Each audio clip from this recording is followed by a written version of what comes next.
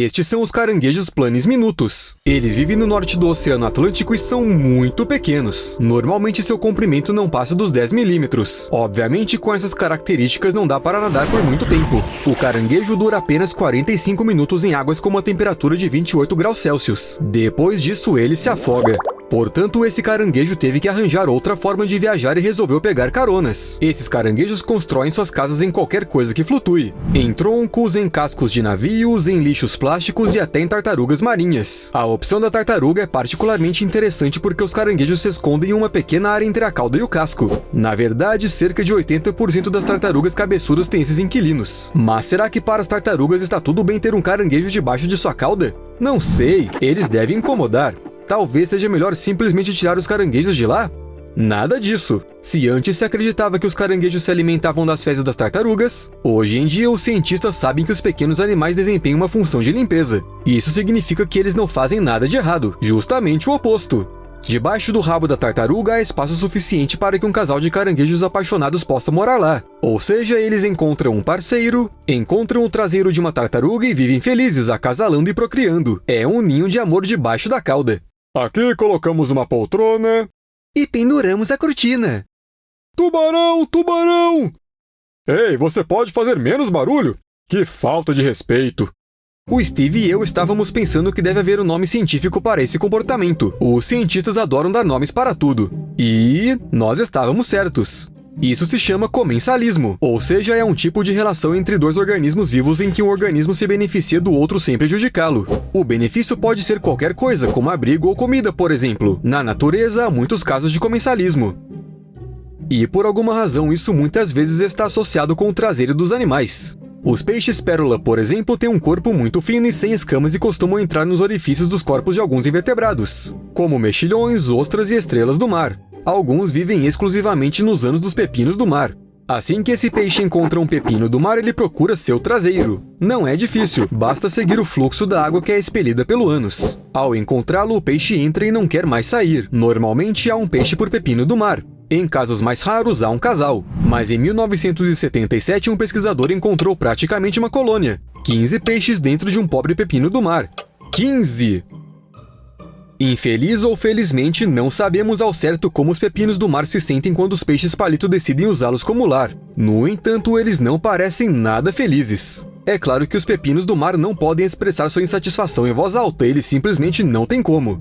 Mas sabemos que às vezes os pepinos do mar tentam bloquear seus ânus para que ninguém entre lá. No entanto, eles precisam respirar. Os peixes palitos simplesmente encostam no orifício e esperam que o pepino do mar respire fundo. Então os peixes entram tranquilamente. Mas o mais interessante é que alguns pepinos do mar são bastante tóxicos. E esta é uma forma completamente normal deles se protegerem dos predadores. A maioria deles simplesmente não come uma criatura que pode envenená-los. Mas nenhuma toxina funcionará contra os peixes palitos. Esses peixes simplesmente desenvolveram imunidade, provavelmente graças ao muco que reveste seu corpo. Ou seja, se eles virem um pepino do mar desocupado, eles entrarão nele, e nada os impedirá. Em comparação com esse comportamento, os estorninhos que dormem nas axilas das girafas são até muito civilizados. O fato de que os pássaros gostam de ficar sentados em grandes mamíferos africanos durante o dia não é segredo para ninguém. Búfalos, girafas, antílopes, qualquer um deles serve para um pássaro se houver suficientes parasitas saborosos como carrapatos na pelagem do animal. Mas o fato de que os pica-bois de bico amarelo também passam a noite em seus hospedeiros é algo que só foi descoberto recentemente. Eles escolhem um lugar bem tranquilo e confortável, geralmente entre as patas ou na barriga. Sim, felizmente eles não fazem com as girafas a mesma coisa que os peixes fazem com os pepinos do mar e não tentam se aprofundar. Para eles, as axilas são suficientes. Essa escolha de dormitório serve em parte para reservar o mamífero e não ter que procurar um animal novo todos os dias só para comer. Nesse caso, passar a noite na girafa escolhida é uma estratégia perfeita. Às vezes, até 7 estorninhos podem se amontoar nas axilas de um animal. Mas a girafa não sente cócegas? Os cientistas ainda não conseguiram descobrir isso. Mas vamos dar-lhes um pouco de tempo. Porque este é o primeiro estudo desse tipo sobre o comportamento dos pássaros à noite. Eles geralmente são observados somente durante o dia. As aves costumam ser muito boas em termos de comensalismo e observação. Tomemos, por exemplo, as florestas tropicais da América Central e do Sul. Nelas vivem as formigas de correição. Se você já assistiu a alguns de nossos vídeos, provavelmente já sabe que muitos insetos e pequenos animais tentam ficar o mais longe possível das formigas. Portanto, assim que as formigas de correição começam a se mover, suas vítimas em potencial saem de onde estão e saem logo do meio do caminho. Isso foi percebido pelos pássaros e eles logo entenderam que se eles seguirem as formigas de correição poderão encontrar muita comida. E algumas espécies não só entenderam, como começaram a se aproveitar disso. Ao longo dos milhões de anos de evolução, eles se acostumaram tanto a comer perto das formigas de correição que perderam completamente a capacidade de conseguir comida de qualquer outra forma. E isso é bem interessante, porque as formigas podem matar os pássaros que se alimentam perto delas. As formigas, em princípio, podem comer de tudo. No entanto, o benefício para as aves parece ser muito maior do que o risco de morte, já que elas optaram por seguir as formigas e se esqueceram de ser independentes. Mas há outras aves que participam do comensalismo do lado oposto, por assim dizer. Seus serviços são usados por lagartos. As tuataras são répteis bonitinhos que vivem apenas na Nova Zelândia. Assim como muitos animais endêmicos, as tuataras precisam de condições bastante específicas para prosperar. Portanto, para uma vida confortável, a temperatura do corpo da tuatara deve estar entre 15 a 21 graus Celsius. As temperaturas nas florestas em que vivem podem cair significativamente à noite. Portanto, os animais precisam se aquecer novamente no dia seguinte. Uma maneira de fazer isso é aproveitar o sol, mas esse é um processo muito lento. Então as tuataras inventaram algo melhor.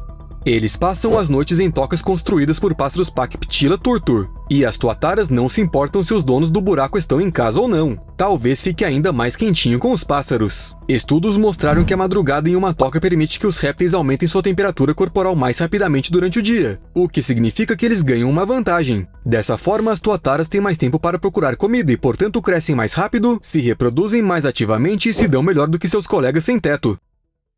Mas um dos exemplos mais famosos de comensalismo envolve chacais e tigres. Se você leu o livro da selva do Kipling, provavelmente se lembra do Tabaqui, o chacal que seguiu Shere Khan por toda parte. Isso não é uma invenção do escritor. Os chacais solitários expulsos de seu bando estabelecem uma relação de comensalismo com os tigres. O chacal escolhe um tigre para si e se apega a ele. Ele passa a seguir o predador a uma distância segura para se alimentar da presa alheia. Como pagamento, o chacal pode alertar o tigre sobre algum perigo com um grito alto, mas isso não é obrigatório. Normalmente, os tigres simplesmente toleram esses companheiros, permitindo que eles fiquem por perto sem demonstrar nenhum tipo de agressão. Além disso, há um caso conhecido em que outros tigres não tocaram em um chacal que era companheiro de um deles. Eu estava aqui pensando que parece estar faltando aranhas no nosso vídeo, uma vez que as formigas já foram mencionadas, mas precisaremos ir longe. Vamos lá, a maioria das aranhas lança sua teia apenas pelas glândulas de suas extremidades traseiras, mas a aranha do gênero Citodes é uma exceção. Ela também pode atirar teias com a boca e ela o faz com muita força, além de embeber os fios com veneno para não só imobilizar a vítima, mas também envenená-la imediatamente. Soa assustador? E como? Até mesmo outras aranhas têm medo dessas suas primas cuspidoras. Ainda mais que muitas vezes as aranhas Citodes atacam as pequenas aranhas Fintella piatensis. Elas até se instalam bem em cima delas e pegam as vítimas assim que saem de casa. Às vezes as Citodes até batem no ninho de suas presas para ver se tem alguém em casa. No entanto, a pequena aranha não é completamente indefesa, porque ela sabe o que é o comensalismo. As Citodes realmente não gostam das formigas verdes, pois são parte de seu cardápio, e por isso tentam evitá-las de todas as maneiras possíveis. Nem mesmo seu cuspe funciona. Ele até pode imobilizar alguns indivíduos, mas não todo o grupo de formigas, o que significa que a aranha cuspideira estará condenada. A Fintella piatensis sabe disso. As pequenas aranhas se acomodam perto das formigas verdes para que as formigas sejam visíveis ou para que pelo menos seu cheiro esteja presente. Pronto, isso é o suficiente. O predador cuspidor nunca se aproximará dos oponentes perigosos, a pequena aranha estará segura e as próprias formigas... Bem, elas nem sabem que alguém as está usando para proteção. Elas apenas vivem sua vida de formiga. Agora imagine que você é um camarão Periclemenes imperator.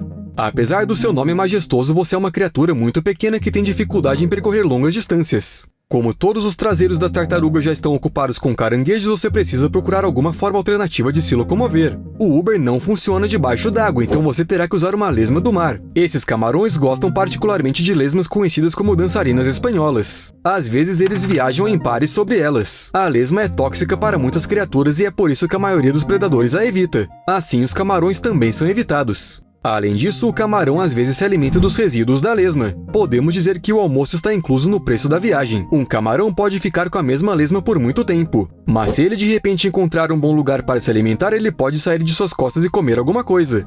Bem, quando o camarão estiver satisfeito e perceber que está pronto para pegar a estrada novamente, ele pulará nas costas de outra lesma e seguirá em frente. E por último, gostaria de falar sobre o caso mais fofo de comensalismo da natureza. Na minha opinião, claro. Vamos falar sobre as borboletas. Como muitos outros seres vivos, elas precisam obter sódio de algum lugar. As flores, neste caso, não ajudam em nada, portanto as borboletas precisam procurar uma fonte alternativa. Algumas espécies de borboletas vão em busca do sódio nas fezes, outras o encontram na lama e outras preferem lágrimas. Podem ser lágrimas de tartaruga, embora as tartarugas não fiquem muito contentes, ou lágrimas de crocodilo. Os crocodilos são ideais porque tendem a entrar em torpor, ou seja, eles diminuem o metabolismo e ficam parados por longos períodos de tempo. Resumindo, as borboletas têm muito tempo para conseguir o sódio. No entanto, eles também usam os pássaros, embora isso aconteça com muito menos frequência e à noite. E justamente à noite, porque os pássaros simplesmente entram em um estado de dormência parecido, devido à diminuição da temperatura corporal e não atrapalham as borboletas. Vale dizer que esse método de obtenção de sódio é típico não só das borboletas. As mariposas e até as abelhas fazem o mesmo. Os animais que produzem lágrimas só podem aguentar isso. Em princípio, desde que os insetos não causem vantagens nem prejuízo, ninguém pode fazer nada. É assim que funciona o comensalismo. Até mais!